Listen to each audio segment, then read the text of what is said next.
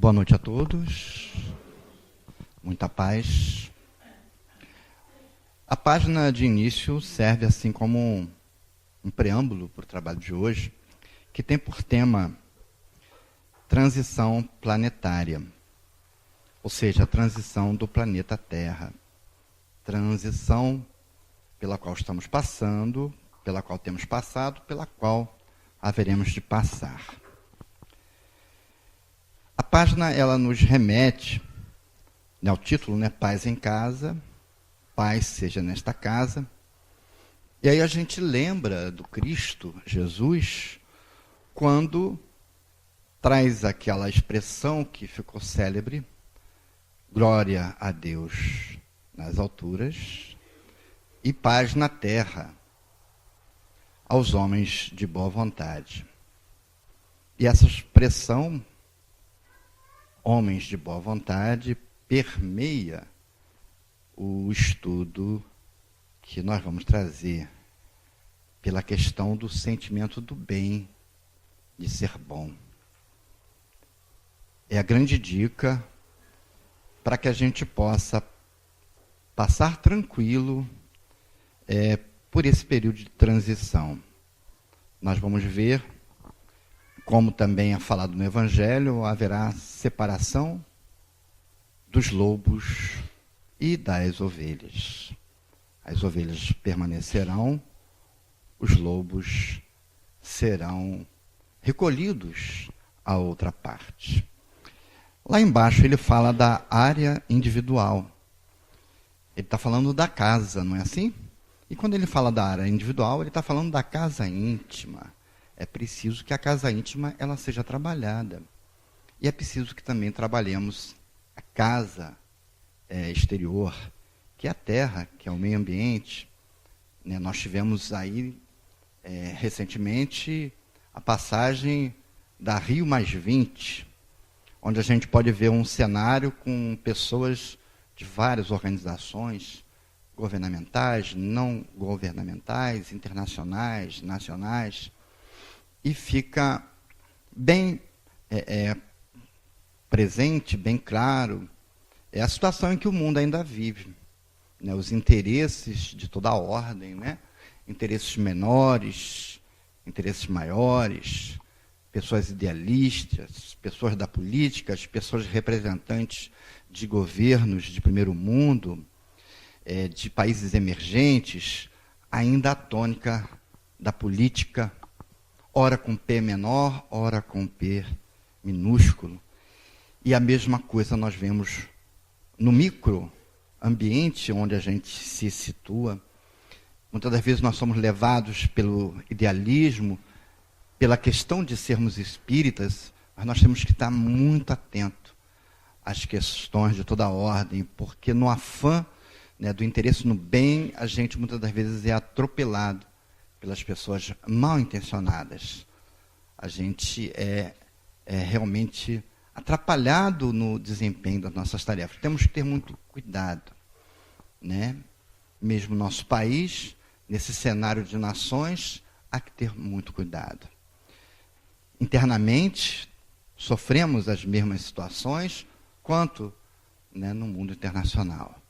Não é uma questão simples, essa questão da sustentabilidade do meio ambiente, como também da ecologia moral, consciencial, que é o que preside exatamente essa sustentabilidade do meio ambiente físico. E esse estudo vai nos levar a refletir sobre essas questões. Há um livro de Divaldo Pereira Franco chamado Transição Planetária. E há um texto de Joana de Ângeles, em palestra realizada por Divaldo, em 2006, conforme atestado no texto, e que inicia, embaseia o tema de estudo do livro.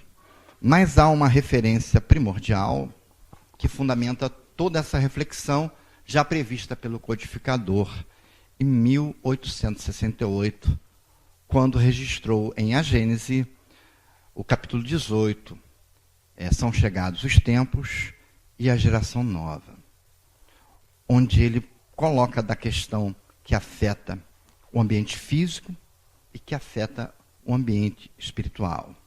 A Terra enquanto planeta que serve de habitação e enquanto habitantes que somos nós, com todas as nossas questões, em todos os aspectos, moral, social, político, econômico, em todo esse quadrante. Mas vamos então iniciar. A mensagem que vai servir, né, de referência para nós, estejamos atentos à leitura. Já? Ah, sim. O texto inicia dessa maneira. Opera-se na Terra, neste largo período, a grande transição anunciada pelas Escrituras e confirmada pelo Espiritismo. Kardec, com base nos Espíritos, nesse capítulo 18, ele questiona a questão mística e sobrenatural que é trazida nas mensagens que nos atordoam com cenários desastrosos, de calamidades, de cataclismas. Mas, no entanto, ele nos esclarece que, junto com a comoção moral, a transformação moral da humanidade, como resultado da atmosfera psíquica, nós também teríamos consequências de ordens materiais, tendo por fruto a modificação também planetária. Por isso, transição planetária remete à questão dos habitantes e da habitação. Vemos vários flagelos destruidores, como é assinado pelo Livro dos Espíritos e ensinado, e muitas das vezes ficamos atônitos e surpresos e temerosos diante da avalanche de tantos flagelos.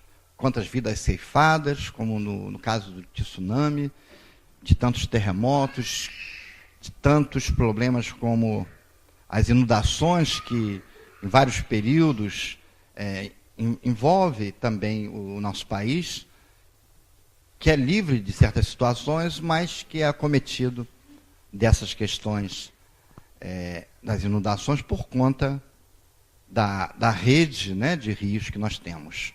E também por conta das questões morais avassaladoras, como a corrupção, a violência, todas as questões que afetam o limiar da existência da vida.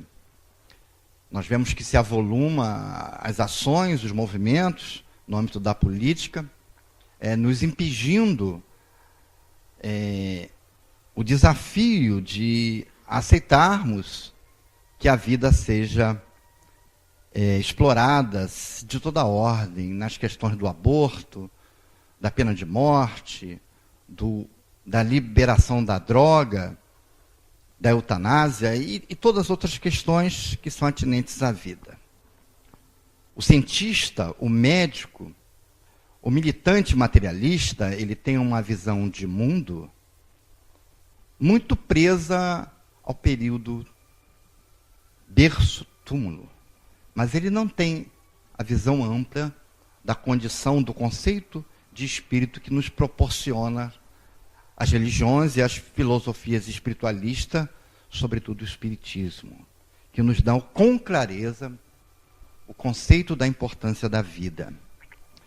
E muitas das vezes esses companheiros questionam o nosso posicionamento veemente nas várias situações, como que nós é que estivéssemos intimidando a multidão com a nossa certeza, quando é exatamente ao contrário, se valendo de várias ações políticas, vem impedir a população que, em sua maioria, pelas reflexões que temos feito, pelas análises que são feitas, são contrárias a tudo que seja contrário à vida.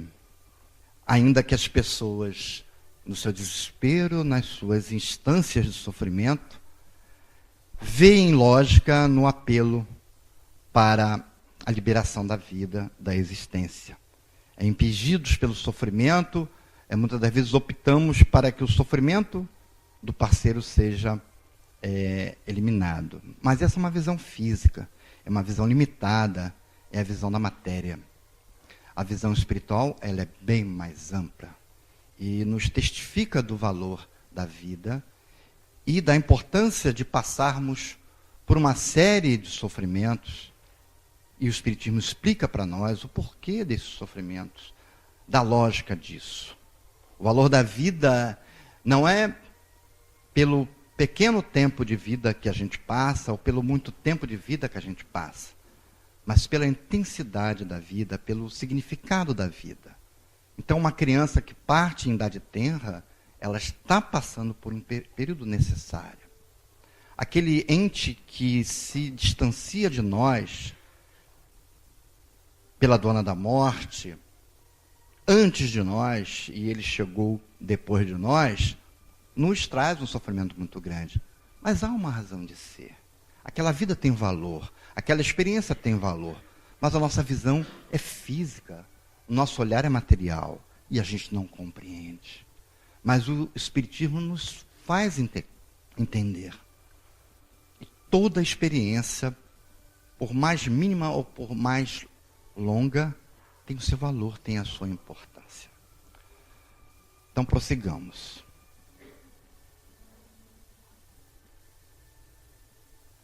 O planeta sofrido experimenta convulsões especiais, tanto na sua estrutura física e atmosférica, ajustando as suas diversas camadas tectônicas, quanto na sua constituição moral.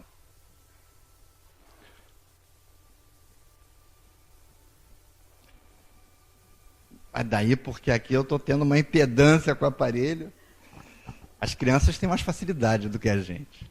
Isto porque os espíritos que o habitam, ainda caminhando em faixas de inferioridade, estão sendo substituídos por outros mais elevados, que o impulsionarão pelas trilhas do progresso moral, dando lugar a uma era nova de paz e de felicidade. Percebam, todas essas calamidades trazem um diferencial, que é essa possibilidade da substituição. Quantos seres se desapegam do plano físico, retornam ao plano espiritual, para que outros tantos, que numa situação inferiorizada, superam aquele estágio e retornam ao plano físico, pela porta da reencarnação, trazendo novas possibilidades de auxiliar nesse plano de renovação, de era nova. Era nova de paz e de felicidade. Isso exige esforço, compreensão, atuação. E essa mensagem é para ser vista com naturalidade, e não como uma forma de nós nos vermos ameaçados ou amedrontados. Eu vou dizer por que digo isso. Prossigamos. Os espíritos renitentes na perversidade, nos desmandos, na sensualidade e vileza, estão sendo recambiados lentamente para mundos inferiores, onde enfrentarão as consequências dos seus atos inóbeis, assim renovando-se e predispondo-se ao retorno planetário, quando recuperados e decididos ao cumprimento das leis de amor.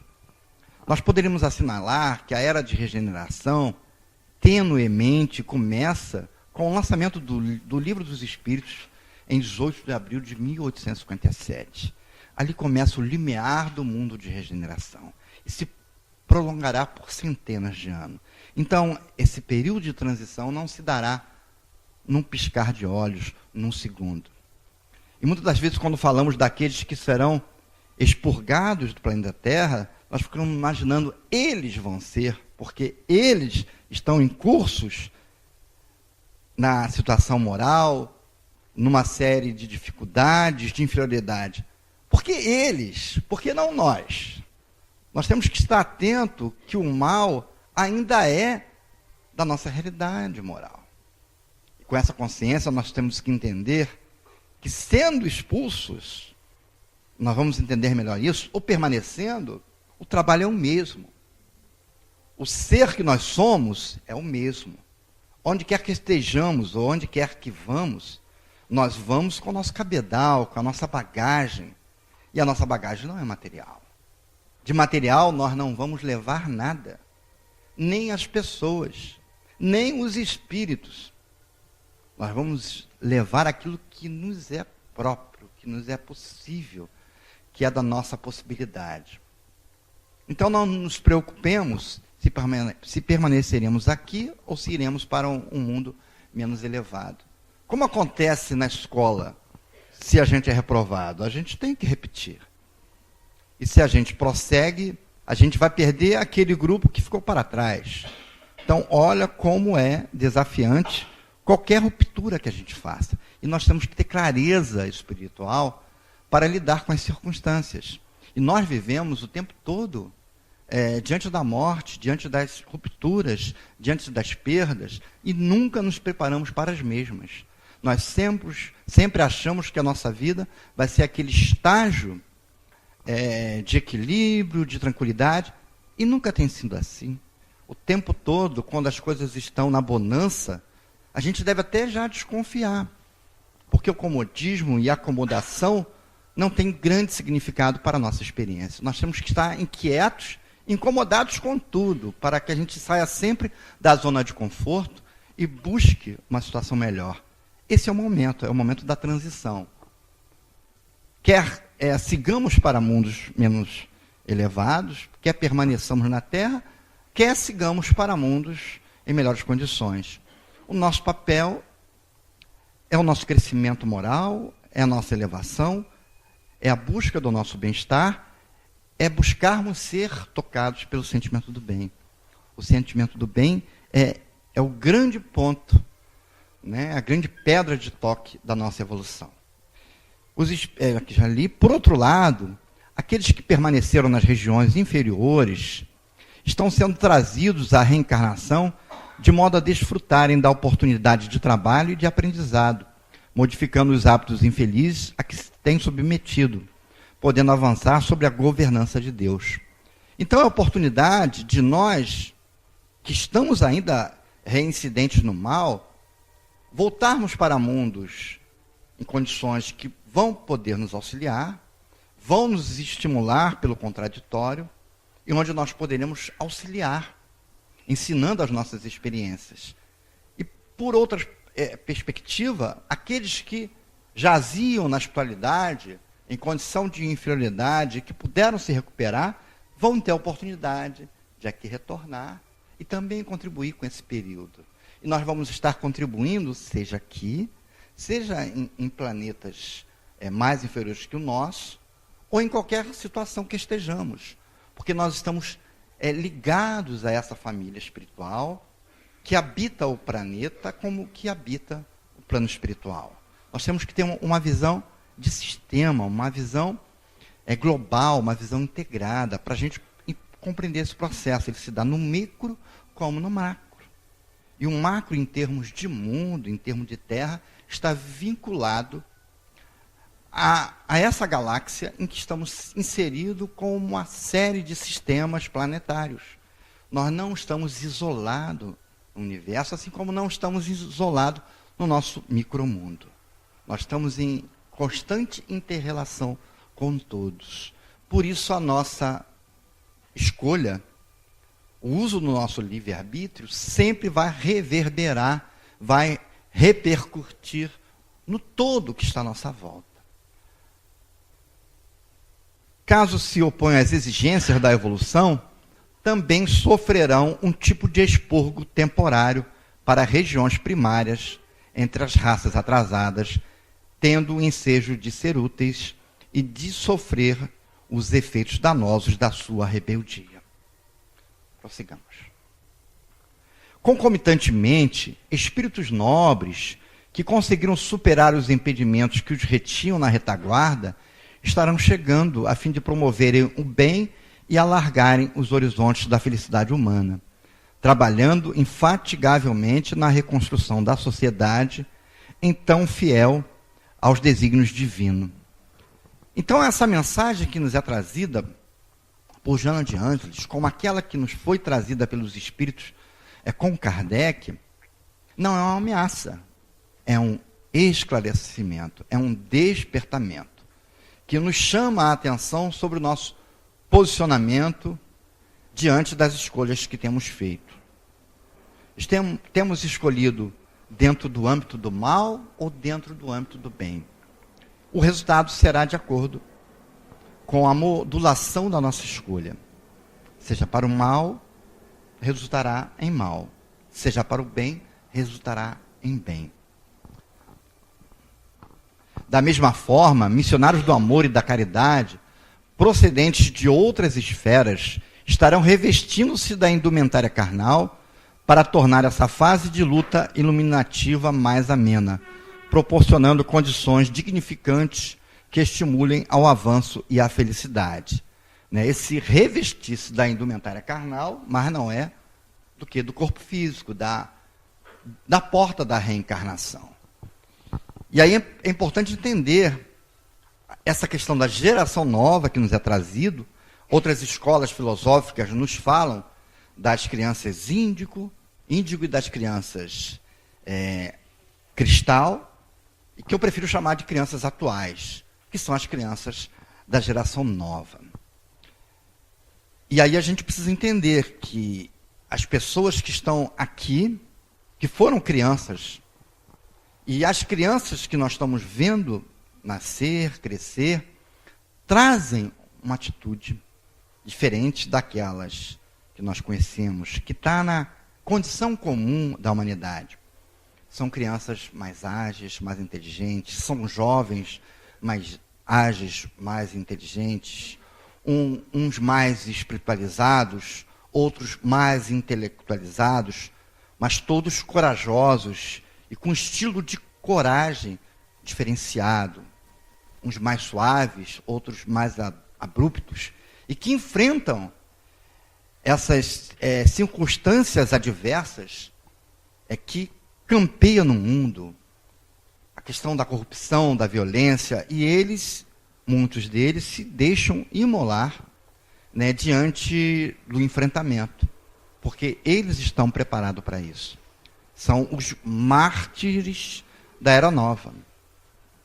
E nós estamos nessa missão também. E nos excluímos na medida que fazemos a escolha errada. Não serão apenas os cataclismos físicos que sacudirão o planeta como resultado da lei de destruição, Kardec assinala assim, ou lei de renovação, geradora desses fenômenos, como ocorre com o outono que derruba a folhagem das árvores, a fim de que possam enfrentar a invernia rigorosa, renascendo exuberantes com a chegada da primavera, mas também os de natureza moral, social e humana que assinalarão os dias tormentosos que já se vivem. Então ela dá uma suavizada na circunstância dessa transição para que a gente possa comparar que essa mudança, essa substituição, se dá como se dá a mudança na natureza, do outono para o inverno, do inverno para a primavera e assim sucessivamente. Essa substituição, essa transformação planetária, ela se dará também de modo natural. Que não nos assustemos e que, se temos que mudar a nossa atitude, seja para buscarmos as boas escolhas, que é o que nos felicitará sempre, enquanto que as más escolhas significarão sofrimento, infortúnio, sacrifício. Em algum momento nós teremos que mudar de posição. Seja internados em mundos primitivos ou mais primitivos, seja permanecendo nessa luta diária pela preservação planetária, pela mudança da humanidade, começando pela própria mudança, que é o que se nos exige, tão somente isso, que naturalmente, que espontaneamente, nós façamos a adesão do bem, que significa no alcance da maior plenitude dos nossos recursos conscienciais, mentais, sentimentais e emocionais. Os combates apresentam-se individuais e coletivos, ameaçando de destruição a vida com hecatombes inimagináveis. A loucura decorrente do materialismo dos indivíduos atira-os nos abismos da violência e da insensatez, ampliando o campo do desespero que se alarga em todas as direções. E aí nós nos surpreendemos diante de pessoas que têm um posicionamento, né, com relação às várias áreas de atuação, têm um posicionamento tão claro, tão bem delineado, e quando entram na questão da espiritualidade, por que materialistas? Mas que são pessoas boas, mas pela ignorância da realidade espiritual, não conseguem entender o processo da vida, o valor da vida, a importância da vida. E daí se tornam adeptos das soluções simples, das soluções fáceis, que implica na negação da vida. Que não compreende a vida do embrião, a vida do feto, que não compreende aquele período de sofrimento daqueles pacientes terminais e tantas outras questões que exigem um maior curo de conhecimento em relação à realidade espiritual. Esfacelam-se os lares, desorganizam-se os relacionamentos afetivos, desestruturam-se as instituições, as oficinas de trabalho convertem-se em áreas de competição desleal, as ruas do mundo transformam-se em campos de lutas perversas, levando de roldão os sentimentos de solidariedade, de respeito, de amor e de caridade. Os homens desavisados e aprisionados aos interesses menores da matéria, postulando-se de maneira materialista, ainda que teoricamente sejam espiritualistas, agem como materialistas. Enquanto que muitos daqueles outros, que teoricamente são materialistas, na sua postura humanista, muitas das vezes agem como se espiritualistas fossem. Mas sempre limitados pela falta do conhecimento da realidade espiritual. Acabam falhando por conta do domínio da visão materialista no mundo como um todo. A tal ponto que a preservação do planeta é colocada sempre em plano secundário quando se trata de desenvolvimento.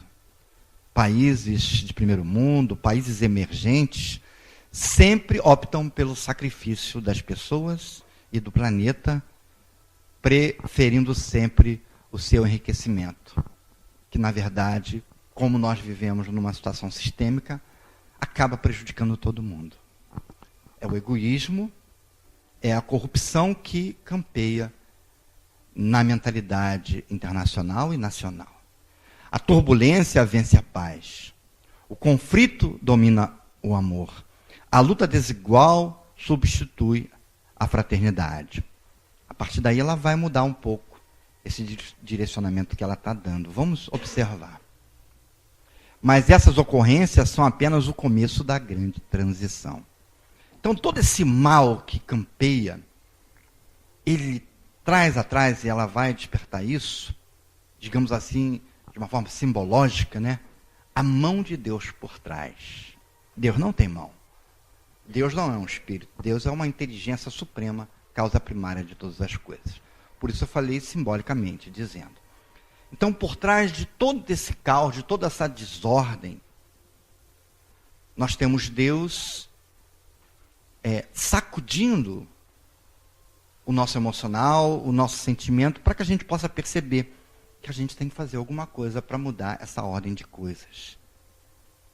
Do caos pode nascer a ordem, mas a gente precisa se movimentar. Não vai nascer por geração espontânea, não vai surgir por geração espontânea.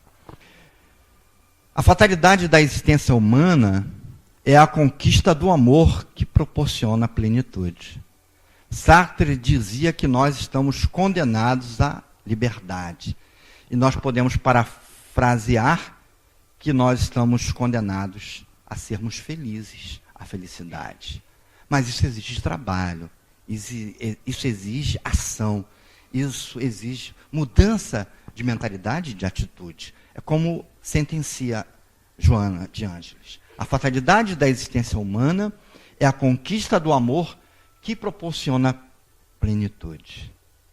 Que mais não é do que paz, que é o ápice, né, do sentimento, é a paz, a plenitude, que redunda em felicidade.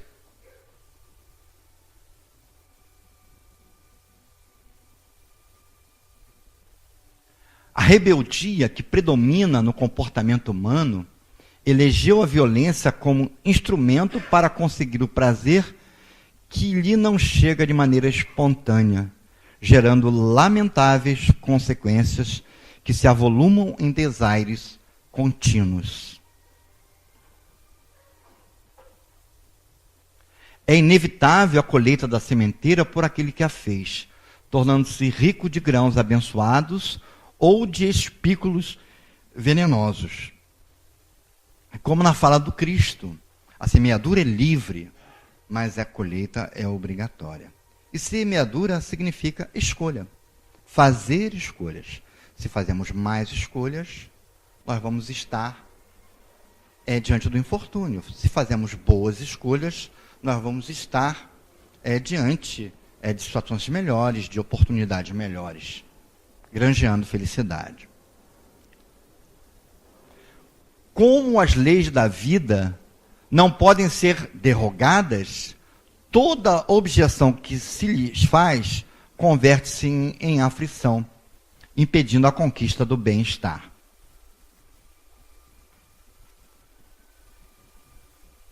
Da mesma forma como o progresso é inevitável, o que não seja conquistado através do dever, sê-lo-á pelos impositivos estruturais de que o mesmo se constitui. Onde quer que estejamos, no plano físico, no plano espiritual, em planetas mais atrasados, em planetas mais avançados, a situação é de enfrentamento, é de mudança de comportamento e de mentalidade. Nós somos impingidos a fazer escolhas melhores, porque chega a um ponto que a gente não suporta mais o sofrimento das escolhas impensadas. A melhor maneira, portanto, de compartilhar conscientemente da grande transição é através da consciência de responsabilidade pessoal, realizando as mudanças íntimas que se tornem próprias para a harmonia do conjunto. E aí a gente tem que ter um dado de realidade. O que a gente pode mudar? Porque nós não podemos agir como Dom Quixote diante dos moinhos de vento. Nós temos que ter os pés no chão. O que a gente pode melhorar? E a gente vai trabalhando de passo em passo. E na medida em que a gente vai se modificando, na medida em que a gente vai se tornando melhor, a gente vai conseguir aumentar a nossa priorização e atingir outras áreas da nossa casa íntima. É fundamental a gente ter clareza. A gente não pode modificar tudo de uma vez só. É preciso a gente ter consciência de responsabilidade da nossa natureza, das nossas limitações e trabalhar mais intensamente os nossos valores, as nossas qualidades, desdobrando as nossas potencialidades. A melhor maneira... Nenhuma conquista exterior será lograda, será alcançada, se não proceder das paisagens íntimas, nas quais estão instalados os hábitos.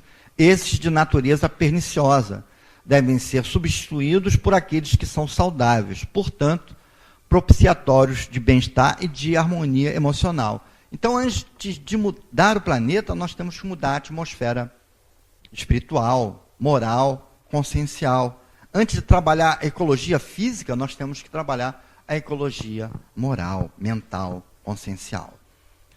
O processo é de mudança de mentalidade, não é de mudança de cenário material. Nós vamos chegar lá. Mas o que adianta nós termos uma Rio mais 20 se a mentalidade ainda está há 20 anos atrás? A Agenda 21 é um documento que é assustador, da ordem progressiva de destruição planetária. E ninguém se comove com isso. Por quê? Porque não há uma mentalidade esclarecida, é forjadamente esclarecida, não é sinceramente esclarecida. Porque os interesses egoísticos de domínio, de dominação, vêm sempre em frente. Vêm sempre na frente.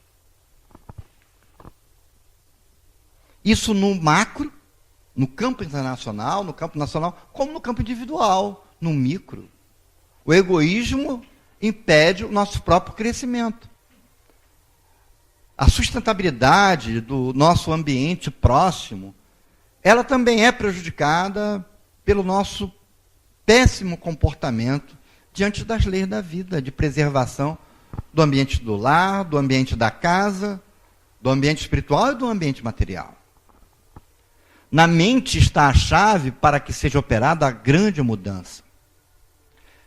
Nela está a chave de todos os fenômenos. Quando se tem domínio sobre ela, os pensamentos podem ser canalizados em sentido edificante, dando lugar a palavras corretas e a atos dignos. Daí se dizer mentalidade. Precisamos modificar a nossa mentalidade, modificar a nossa mente, preencher a nossa mente de pensamentos elevados.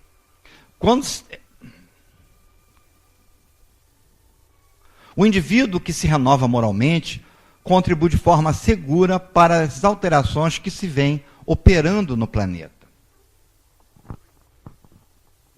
Não é necessário que o turbilhão dos sofrimentos gerais o sensibilize, a fim de que possa contribuir eficazmente com os espíritos que operam em favor da grande transição. Dispondo das ferramentas morais do enobrecimento, torna-se cooperador eficiente em razão de trabalhar junto ao seu próximo pela mudança de convicção em torno dos objetivos existenciais, ao tempo em que se transforma no exemplo de alegria e de felicidade para todos. O bem fascina todos aqueles que observam e atrai quantos se encontram distantes da sua ação, o mesmo ocorrendo com a alegria e a saúde. Daí porque essa substituição de pessoas. Na medida em que vai acelerando o contingente de pessoas boas e diminuindo o contingente de pessoas malévolas, o bem haverá de predominar. A atmosfera espiritual há de melhorar. Consequentemente, o ambiente material se modificará para melhor, ou seja, será preservado, será sustentável. São eles que proporcionam o maior contágio de que se tem notícia, e não as manifestações aberrantes e afligentes que parecem arrastar as multidões. O que promove mais a atenção? A escuridão ou a luz que extingue a escuridão? O frio que abala todos ou o calor que aquece?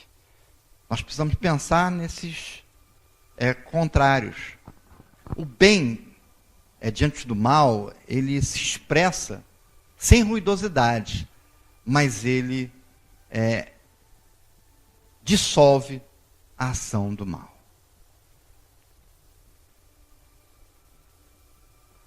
Como escasseiam os exemplos de júbilo, multiplicam-se os de desespero, logo ultrapassados pelos programas de sensibilização emocional para a plenitude. A grande transição prossegue, e porque se faz necessária, a única alternativa é examinar-lhe a maneira como se apresenta e cooperar para que as sombras que se adensam no mundo sejam diminuídas pelo sol da imortalidade. Aprendamos a enxergar diante das adversidades o que vem atrás, qual é a mensagem que o Criador está trazendo. E não sejamos sensibilizados pela aparência desastrosa dos fatos. Atrás de todos os fatos coletivos há uma razão de ser. Nenhum receio deve ser cultivado, porque mesmo que ocorra a morte, esse fenômeno natural é veículo da vida que se manifestará em outra dimensão. O Espiritismo, ele aniquilou a morte. Quem estuda o Espiritismo consegue adquirir essa compreensão. Há um livro de Herculano Pires, de título Educação para a Morte. Para quem tem essa dificuldade de compreender a morte, parece até um título sombrio, mas é um livro muito simples, muito sereno, e que ajuda a gente a compreender essas questões atinentes à ruptura que a morte propala. É preciso que a gente esteja preparado para lidar com a morte. Ela começa em vida. Ela não se opera tão somente no momento da desencarnação. Porque todo o nosso corpo está passando por essa transformação. Quantas células estão morrendo e sendo substituídas? O nosso corpo é um exemplo dessa grande transição no micromundo. É isso o que se dará também com o planeta, numa dimensão macro. A gente precisa compreender esse processo da transformação, da lei de transformação que Kardec cunhou como lei de destruição. A vida sempre responde conforme as indagações morais que lhe são dirigidas. As aguardadas mudanças que se vêm operando trazem uma ainda não valorizada contribuição, que é a erradicação do sofrimento das paisagens espirituais da Terra. O mundo de regeneração será um mundo de maior serenidade. E esse processo está se dando, e a gente precisa se dar conta disso. Enquanto viceja o mal no mundo, o ser humano torna-se a vítima preferida, em face do egoísmo em que se estorcega, apenas por eleição especial. Então, essa similaridade que a gente ainda tem com o mal é que nos proporciona sofrimento. Por isso, precisamos nos adiantar. Precisamos desenvolver esse processo o quanto antes, para o nosso próprio bem-estar, para o próprio bem-estar do planeta. A dor momentânea que o fere convida-o, por outro lado, à observância das necessidades imperiosas de seguir a correnteza do amor no rumo do oceano da paz. Se tudo fosse tranquilo em meio às escolhas erradas que nós fazemos, nós iríamos continuar fazendo escolhas erradas. O que nos faz com que modifiquemos os nossos hábitos. Porque a própria lei de conservação e destruição nos impelem ao incômodo, à insatisfação, ao sofrimento. Se comemos demais, passamos mal. Se nos descontrolamos emocionalmente, vamos somatizar alguma problemática em algum local do nosso organismo. E assim sucessivamente. Buscando bem-estar, nós só vamos melhorar a nossa situação orgânica e mental e emocional. Logo passado o período de aflição, chegará o da harmonia. Precisamos sair da janela da tristeza para a janela da alegria. É uma mudança de mentalidade. Até lá, que todos os investimentos sejam de bondade e de ternura, de abnegação e de irrestrita confiança em Deus. Essa é a mensagem de Joana. É uma mensagem positiva, é uma mensagem serena, sem estardalhaço. Mas é uma mensagem séria, que nos concita a uma mudança de atitude, a uma mudança de mentalidade. Qual é o mundo que a gente quer eleger para viver? É um mundo atrasado? É um mundo permanente de dificuldades? Ou é um mundo de regeneração, onde a serenidade se fará presente? A gente tem que pensar, refletir. Como eu vou estar lidando com as minhas circunstâncias próprias? Eu estou preparado para a desencarnação do meu ente querido? Aquele que é mais novo do que eu, ou aquele que é mais velho do que eu? Ou ainda estou apegado a ele? E a minha relação comigo próprio? Eu estou preparado para daqui a pouco, retornar ao mundo espiritual? Eu consigo entender esse processo, né, de retornar ao mundo espiritual? Eu consigo me entender como espírito? Ou espíritos são só aqueles que se manifestam na mesa de atividade mediúnica? Ou só aqueles que torturam a minha existência por conta da maneira como eu lido com as adversidades?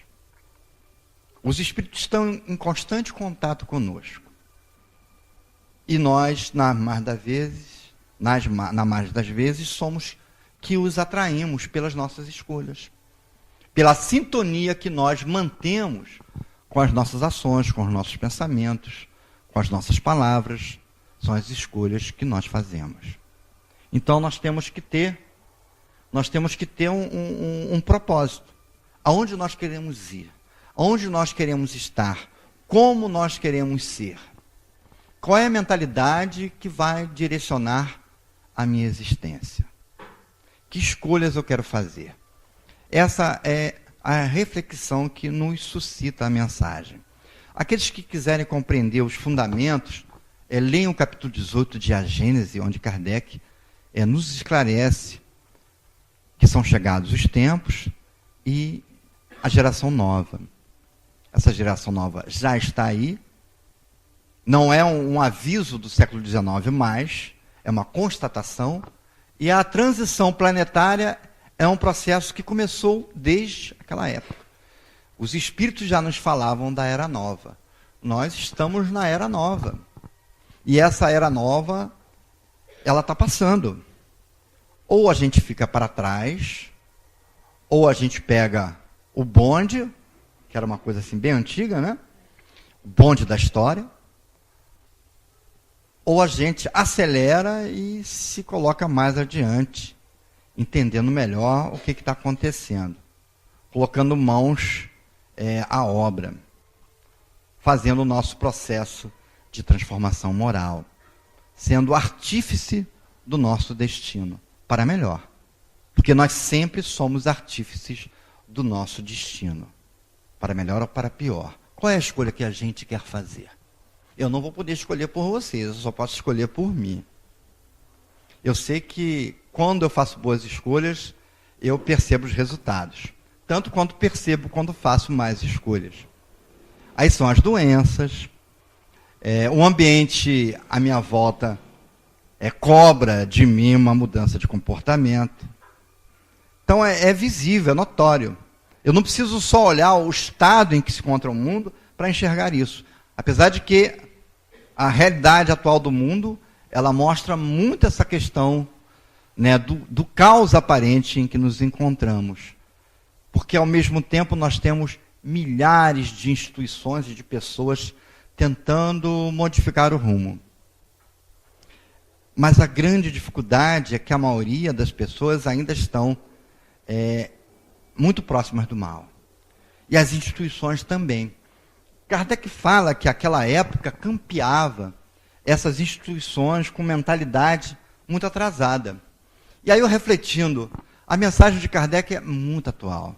Porque hoje as instituições à nossa volta também têm uma mentalidade que eu poderia dizer de medieval, de idade média.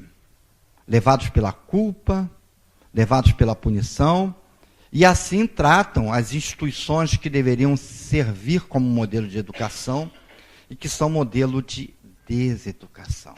Nós podemos enumerar várias, sejam governamentais, sejam não governamentais, onde as pessoas estão preocupadas com si próprias, né, com o seu bem-estar, só dos seus, onde as pessoas não conseguem enxergar a humanidade, o coletivo, e passam e atropelam o tempo todo a questão ética, a questão da moralidade, não do moralismo, que não estão preocupadas em prejulgar os outros, em fazer julgamentos apressados,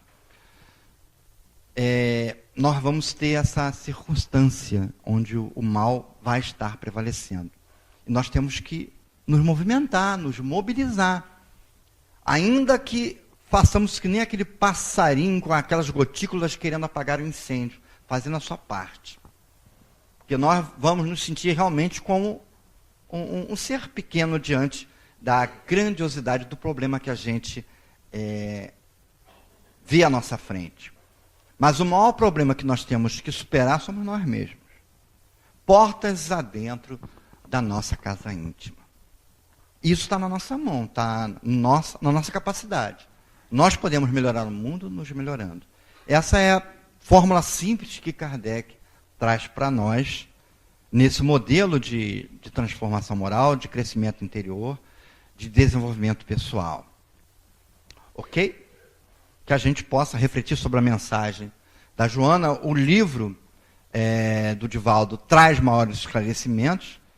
Futuramente, numa próxima oportunidade, a gente possa aprofundar o tema, mas eu preciso que vocês também, não é propaganda do livro tão somente, mas é propaganda do estudo do livro, que a gente possa conhecer o livro, aprofundar e entender melhor esse processo em que nós estamos inseridos.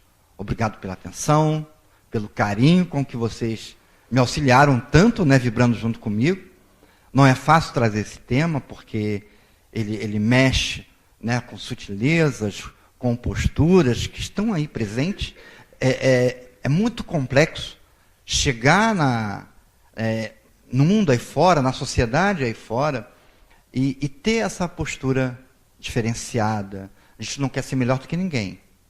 E não quer também ser melhor do que ninguém. A gente quer ser melhor do que a gente próprio. A gente quer o nosso próprio bem e o bem daqueles que estão à nossa volta. E para isso a gente tem que difundir, divulgar esse sentimento do bem, que deve prevalecer, que deve preponderar ante o mundo odierno onde a gente está inserido. Jesus nos abençoe, nos ilumine e que a gente possa prosseguir sem esmorecer, sem desanimar, perseverando no sentimento e no pensamento do bem. Muito obrigado a todos.